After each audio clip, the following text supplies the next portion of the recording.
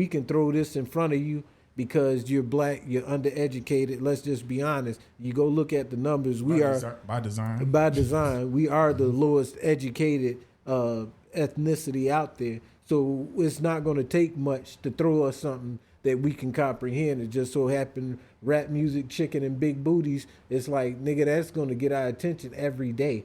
You want to look at something interesting? And I hate that that's true, though. I fucking chicken is delicious. But if you go look back at when Hillary was running, and look what, and without me saying anything, here's the lineup that she presented when she went to the black people. What you keep in your purse? Hot sauce. She had Jay-Z, she had Beyonce, she had J. Cole, and she had a couple of more people. Mm-hmm. But if you go look at the concert that they gave, you would have thought that they was giving a concert for like Snoop Dogg or something. It was all types of hoes, bitches, niggas, and all you ain't shit, all in front of Hillary Clinton.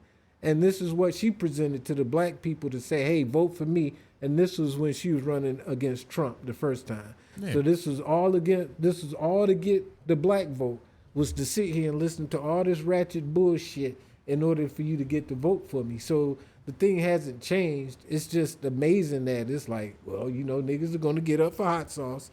They're going to get up for booty shaking. Definitely some booty shaking and chicken.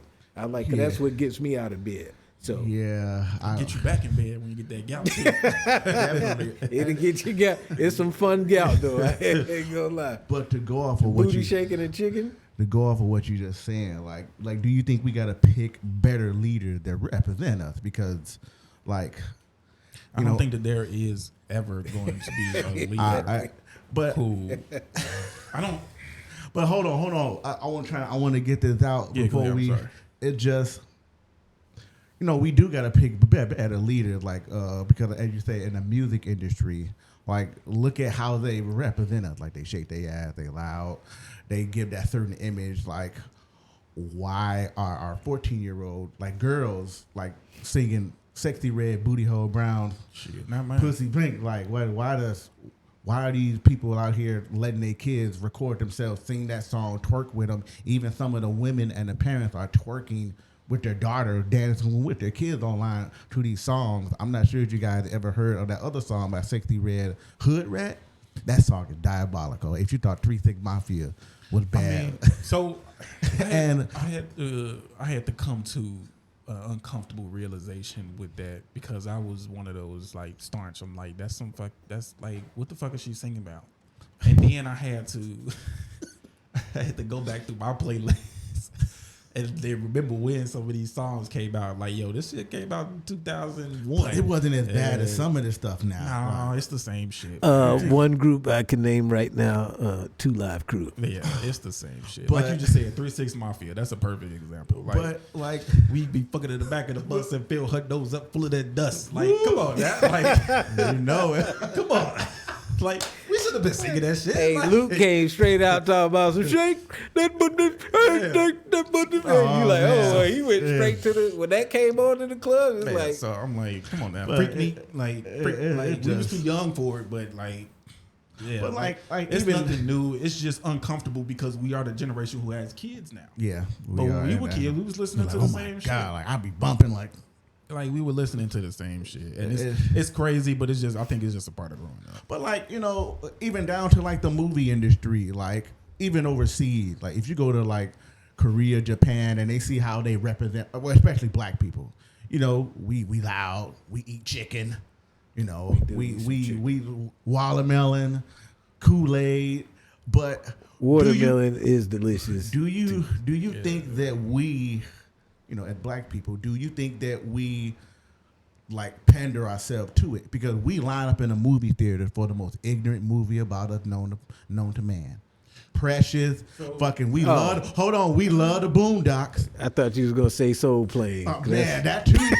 That's my number. We line up for the most ignorant shit. I love Tyler Perry movies, but all of his movies, or a good portion of his movies, show us struggling. Our kids jacked up. We on drugs. The daddy ain't never in the man always a piece of shit. Like why all the Tyler Perry movies like that? And some people be like, man, well that was, you know what, represent us. Like that's kind of unfortunately, I've said this several times before. Like stereotypes are based in a certain level of truth. Yeah. So it's like it's unfortunate that these are the stereotypes that get perpetuated constantly, but also more unfortunately, this is the life that a lot of people, a lot of black people are living. Yeah. Unfortunately, and it's like I said earlier, by design. It's like we are the least educated people on purpose. Like that shit wasn't no accident. It ain't just happened to be that hey, everybody got started at the starting line at the same exact time and everybody had an equal shot to go. Like no, like it's intentional that we have been held behind. So this is where we are now. Is at this point it was like, how long are we gonna allow ourselves to continue to be held behind? But at this point, that's what our reality is. Now we have to start to change that. Now I can't be too mad at at the creatives and the people who create art that is reflective of this real world that we are still living. Mm-hmm.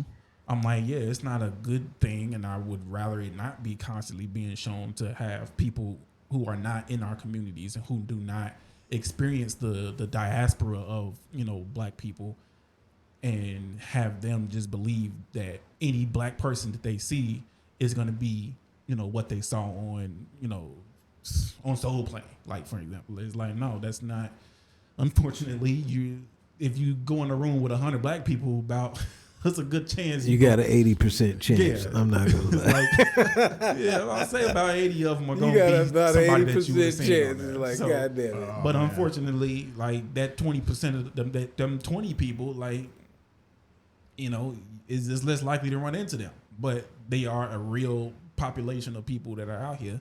And to go even further back into your your original question about the leadership, I think that it is damn near impossible to find a altruistic leader who will constantly put the needs and the well-being of the community above their own needs and well-being and their own pocketbook and their own kids' college tuition and their own pension and stuff like that. It's going to be damn near impossible. No matter what leader we elect, they're going to do the best that they can do up until the money start getting too hard to say no to. Yeah. That ain't going to be long. Yeah. And then hey, and I feel like that's not even just a black person thing. That's in any type of leadership position. It's like the leader is only as good as the biggest check that they're able to say no to.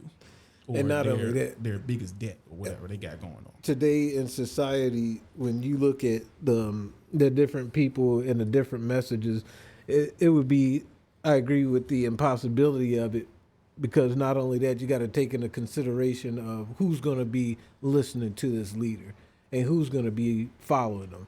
And I got an example right of that with this dude, Umar Johnson. I refuse to call this clown a doctor, but it's like this dude, they posted him up on the pedestal like, this dude is a leader.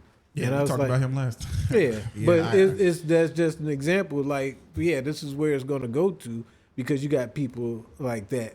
And it's like, and if it wasn't somebody, if it was some soft-spoken, smart dude, Thomas Sowell, I don't know if y'all are familiar with him, but if he became a black leader, wouldn't nobody listen to Thomas Sowell. The dude looked like an English teacher, but he be dead on with a lot of the stuff that he says, because he's been doing this for a long time. And I know that he's a fan favorite of a lot of podcasters and different educators. But you to put him in the lead, nobody's going to listen to him. Thomas Sowell ain't, out in the streets, ain't hood, don't have a rap album out, ain't never got shot. But they'll go have a certain level of charisma. Yeah, but they'll go listen to, Umar Johnson, which this nigga ain't never built a school and scammed people out of money and did all types of shit. But you still got people supporting him. So yeah, that whole black leadership and just finding a leader, I think people need to find themselves first, and that's going to be the biggest trial of all. I was like, throughout life, and the older that you get, you start to realize that it's all a bunch of bullshit at the end of the day anyway. But finding yourself is like what truly makes you something. You said earlier, like, people identify with being a Democrat or a Republican. They identify with things that are just labels, but it's not themselves. And until that happened with everybody, it's like you pretty much living in the same rinse and repeat.